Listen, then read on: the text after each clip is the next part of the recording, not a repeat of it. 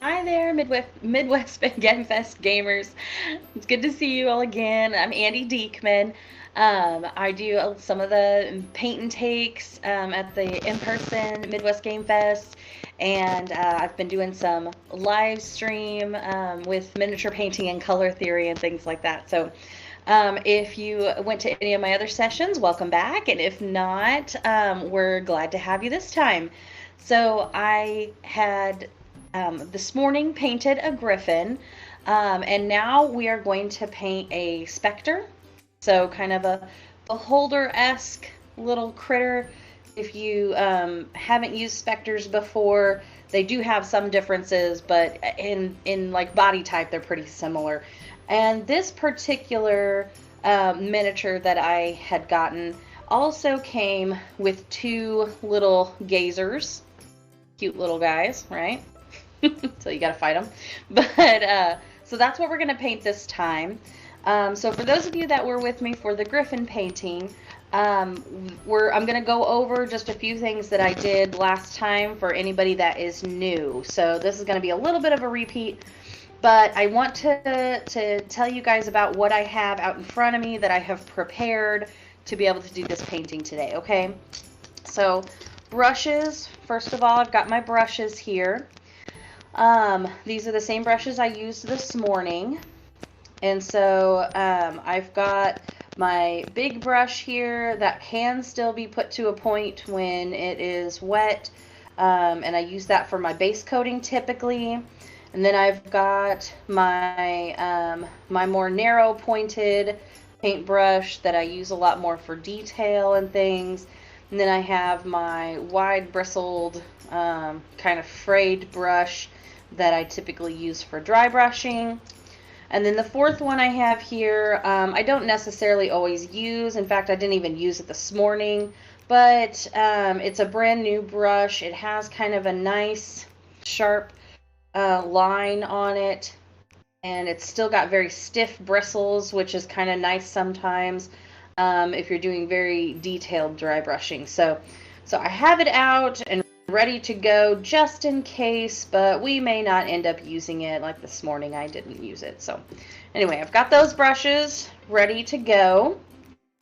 Now I already did some cleaning on my gazer just a little bit ago, but there are some, because of the molding, there are some spots that, you know, sometimes you might need to clean up on your miniature and things like that. So I usually just use some kind of little X-Acto knife or scalpel kind of thing to clean those little bits off and kind of smooth things over the best I can. You can also use a file, especially if you're working with metal miniatures. Those files work very nicely. I don't usually care to use a file on plastic because it tends to leave more of a textured look that I don't always want on my miniatures when I'm doing this. So I don't usually like to use a file on plastic, but anyway, so that's why my scalpel is here, and I'm pretty much done with it now, but I did want to show you guys that I had used that. I have also got 2 cups of water here, and they both look clean right now. I always make sure that I use my red cup as brush cleaning water, so it's my dirty water. And then I use my teal cup for water that stays clean. So a lot of paints are pretty thick from the manufacturer, and so I like to water them down a little bit, especially when I'm doing my base coat. And you'll kind of hear me talk about how I end up adding water to several things. And then I'll also mention when I'm not adding water to it, because I do want it to be that thicker texture or thicker coating. So anyway, so I have those 2 different things of water, and I'm always very careful about washing my brush in one and leaving the other one completely clean. Okay, so, oh, the other thing that I went ahead and did ahead of time this time is that you'll notice there's a medicine bottle here. I don't really care to hold my miniature while I am painting it. I usually like to hold on to something else so I can turn it a lot easier, and my fingers aren't in the way of, you know, being able to get to different points on the miniature. So I just took some super glue and glued my miniature right onto the cap there. And then when we're done, I'll show you, once it's dried, all I have to do is push put a little pressure on the front of it, and it will pop right off of this cap for me. So it comes off pretty easy because the plastic on plastic super glued it will relieve pretty quickly. Anyway, so I've got this on here. There's lots of different things you can use. You can use just a bottle cap or a cap to a oh my gosh, Gatorade or something where it's a little bigger is nice to use. You can use, you know, whatever you've got handy that's some kind of plastic smooth surface that you can glue to is perfectly fine. Okay, so there's that. let's look at the colors that I'm intending to use here, okay? So I've got a set of purple, and depending on how things go, I may not end up actually using them all. Like, I'm not sure I'm going to use this really light purple. I may end up using a combination of white and this medium purple instead. We'll just kind of see how it goes, but I did bring this lighter purple just in case. But the two main purples that I really want to use is like this dark purple kind of color and then this medium toned purple. So those will be my intentions to kind of use for the main body of this Spectre or Spectator. And then for the eye, I am going to use green. So I got a couple of greens here. I've got a very dark and a very light green, and I'll show you what I'm going to do with those for the eye later on. And it'll kind of give me a good way to create some different tones in the eye. And the reason that I've chosen these colors is because these colors are complementary to each other. If you weren't able to join me on Saturday at 11, I did a color theory, but there is a video of that on YouTube now that you will be able to watch if you want to learn a little bit more about color theory. So anyway, those colors are complementary. They're really going to help bring out different aspects of our Spectator so that it can really look like a nice design for us. Okay. I don't always use black and white necessarily, but I did bring black and white as well. So they can be really nice for base coating if you're really wanting a nice dark color, or using the white to get a more highlight into something. Also, I always like to have an off-white on hand. So I really like a cream or an off-white color to have. And then I'll show you how I use that on like the bone and the teeth and things. And then I also have a red with me because a lot of times you'll find monsters have their mouth open or something like that, and especially this guy. Now, we don't necessarily have to have this fantasy monster have a traditional mouth set with white teeth and red tongue, but that is what I'm going to end up doing, and so that's why I have my red available. Now, I also had this burgundy color from my Griffin, so I am going to go ahead and keep that out in case I decide to use that for something, some kind of base coat. And then I also have this like bright yellowy orange color from my Griffin, and so I'm going to keep that out. I'm just setting those aside. I may not end up using them. I'll just kind of see how I feel when I kind of move through things. So the green and the purples are the big ones that you need, and then I would recommend an off-white or a white for a couple other things. Before we actually get into the painting part, I wanted to show you what I have done before with these Spectators and Gazers. This was a fun piece that I had done at ReaperCon one time for a Paint It Pink breast cancer awareness contest that we had done. And so it was like you have to use pink in your piece. And so I tried to incorporate, pink being this beast that this cleric is trying to overcome.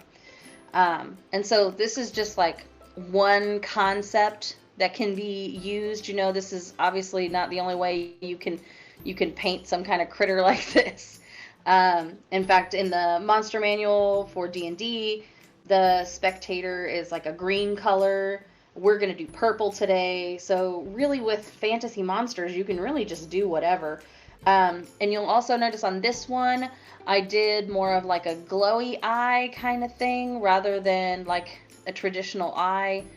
And on the one we do today, I'm going to do more of a traditional eye and show you guys that kind of aspect. So anyway, I just wanted to kind of share what I've done in the past and then kind of show like there's a little bit of a difference or little differences that you can do as well. So okay, let's go ahead and get started. I've got a paper plate here for my paint palette.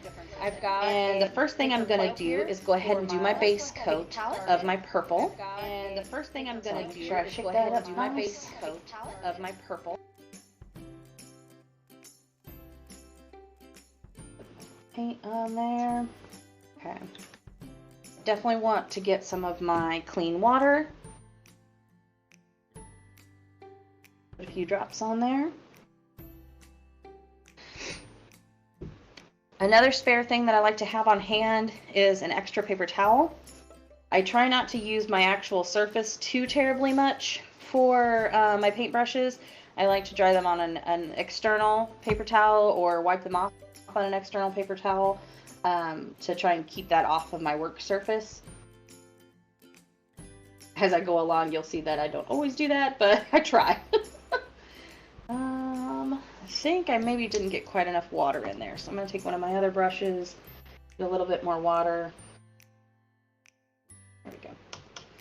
I put more water, or put more paint than I did water down that I needed. So, all right, that's a little better. Okay, so something to be aware of is that I typically recommend that you put a thinner layer on your first go around on your miniature because you can always layer it up and put additional layers onto your miniature, okay? So I always recommend a thinner layer to start out with, and then you can build up from there. And a lot of what we're going to be doing is going to be layering. And then I mentioned this with the Griffin, but again, for those of you that didn't get to join us at 9 o'clock, today, I do want to emphasize that I don't intend for this to be a contest-ready miniature by any means. This is a fun kind of tabletop painting session where I really just want this to be something I can put on the table and people be excited about it. Maybe a little scared of it, but still excited about like its look and, you know, and kind of my art. Who doesn't love to have their work, people excited about their work, right? So that's kind of what I'm looking at here, is that I just want this to be something neat that my players can interact with. Okay. All right. So we're just coating this puppy and all this.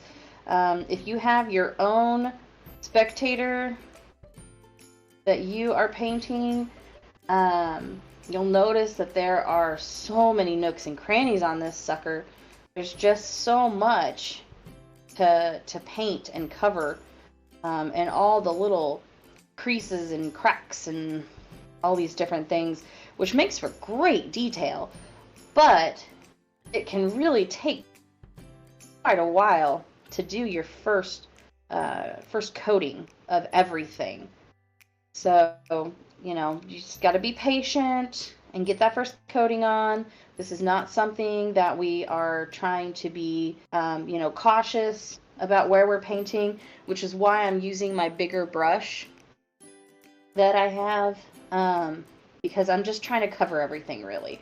Honestly, I've been sitting here kind of trying to decide, do I also want to cover the eyes? Because I'm going to want to paint those like an off-white later, so I haven't quite decided. I've already gotten some purple on the main eye, but it's not necessarily a bad thing. This is just a base coat, and although it may take a couple of layering of an off-white color that I'm going to want to use later to really cover up that purple, it's going to be okay. This paint is acrylic paint, which is what I typically paint with. And it layers very well. As long as you don't like glob a lot of paint on there, it really will layer very, very well on top of each other once it's dried. So I think just for shadowing purposes, and so I don't miss any corners or cracks on accident, I think I am going to go ahead and just paint over those eyes and just worry about the layering bit of it later. So that way I make sure and get in every crease that I can. So by the time I'm done, ideally I should not see any more of this grayish white color that I have on here. And if it doesn't feel like you're getting a very even coat, like if one part looks darker than another part, you could try and pull off some of the paint from the darker area if that seems to be kind of the problem. If that's not it and you just have some areas that are lighter, you could another coat later, or we're gonna layer on it, like I said, so you don't necessarily have to fuss over an uneven base coat. Like, that's okay, as long as you're not putting an excessive amount of paint, and it's if it's a lighter problem, that's okay.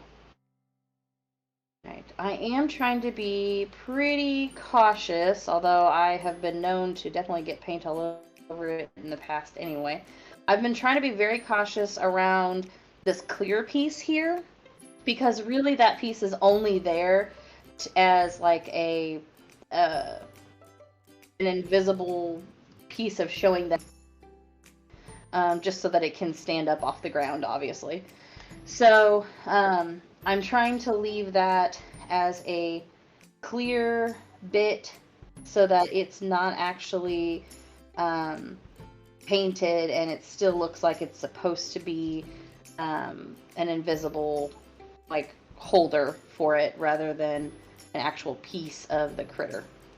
And I can see I've already gotten some paint down there, so let's take this brush. I'm just going to get it a little bit wet and wipe up underneath of there.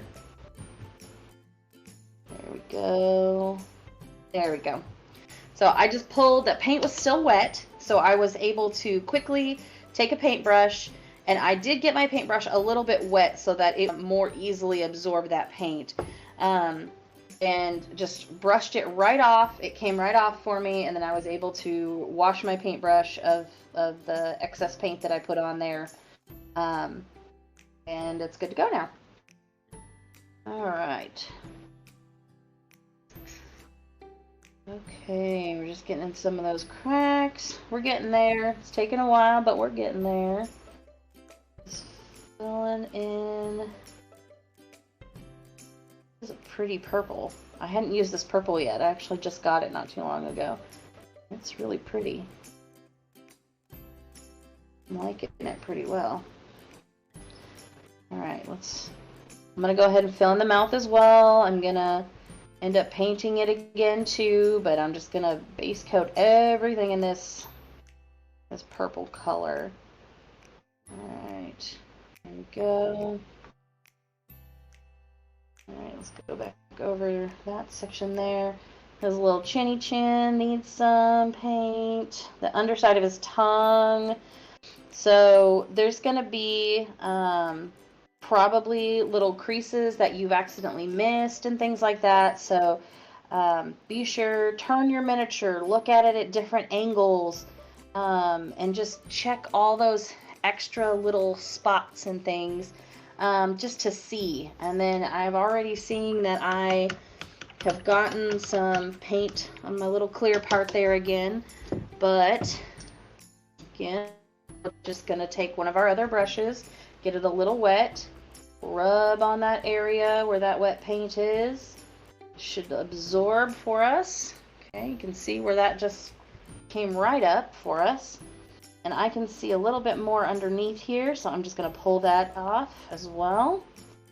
So luckily, the whatever plasticky stuff they make this clear bit out of it actually, the paint comes off of it pretty well if you catch it in time.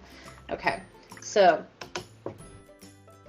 there we go. All right. I'm gonna go back. I'm gonna pull a little bit more of this purple again.